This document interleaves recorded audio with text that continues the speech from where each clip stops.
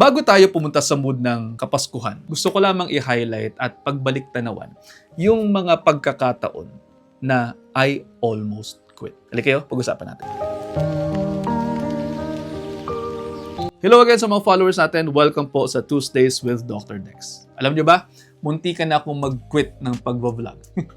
Oo, totoo yan. Nagsimula ako nung channel ko sa YouTube noong 2020, mga bandang July or August ata yun. Nagsushoot ako yung nag-i-edit, nagpo-post ako 1 video per week. Dumaan ng isang araw, isang buwan, 2 buwan. Napagod ako kasi parang wala namang nangyayari. Walang nanonood, walang nagsasubscribe. Well, meron naman subscribe, meron naman nanonood. Umaangat pero palagay ko parang pinapagod ko lang mga sarili ko. Hanggang sa isang araw, nasabi ko na ayoko na. Nag-post ako nun sa Facebook, sabi ko, bebenta ko na yung mga na-invest ko mga gamit, ilaw, tripod, microphone, lahat yan. Kasi nga, parang walang nangyayari. Siyempre, yung ibang mga kakilala ko, sasabi nila na huwag kong tigilan kasi sayang naman, may value naman sila nakukuha. Pero I was really decided na tigilan yun. Until bago ko mabenta yung ilaw ko, may na-receive ako isang email. Gusto daw nilang suportahan yung channel ko. Magbabayad daw sila sa akin o bibigay sila ng funding sa akin na 3,000 pesos per video. Basta magkwento lamang daw ako tungkol sa patatas.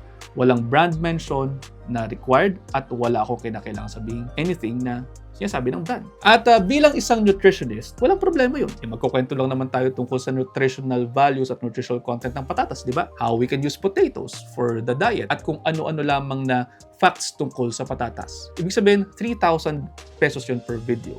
And then, anong nangyari? Parang I found purpose. Kaya, hindi ko tinuloy yung pagbebenta ng ilaw. Bigla ako nagkaroon ng pangangailangan kasi. Kinakailangan ko mag-post every month for 7 months tungkol sa patatas. At ang naging goal ko, matapos yung 7 months na yun, para makakuha ko ng 20,000 pesos. At yung 20,000 pesos or 21,000 pesos na makukuha ko, konti na lamang makakabili na ako ng PS5. That was 2020.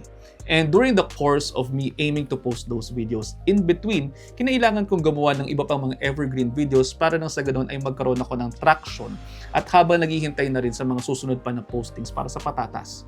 Tapos biglang may isang nag-viral na video ko tungkol sa itlog at nagtuloy-tuloy na ang journey natin. Fast forward today, 5 taon na po tayo sa pag-vlog. Ngayon lamang ako nakabili ng PS5 ko, ito narito nga ngayon. Dahil ang problema, naging sobrang busy ako with my practice as a nutritionist and as a content creator. I found my purpose here. Ganon nga rin ata yun. Sabi nga nila, minsan kapag sobrang pinapagod ka na, pine-pressure ka, baka tinetrain ka for something greater. Alam nyo, sa tingin ko, papasok pa rin dito yung sinabi sa akin ng ilang mga mentors ko sa UPLB noon naroon pa ako. Sabi nila, there are just temporary setbacks for something greater. At baka nga ganun din yun.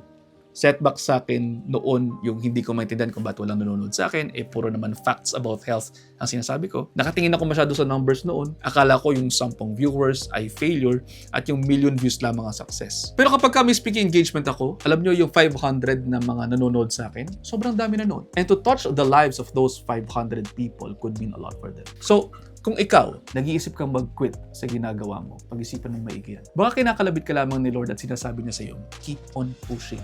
Tinetrain ko lamang ang muscles mo para sa mas makayanan mong mga bit-bitin o bibit-bitin mo pa ng mas maraming blessing sa dulo. At ayun, sana po ay may natutunan kayo rito.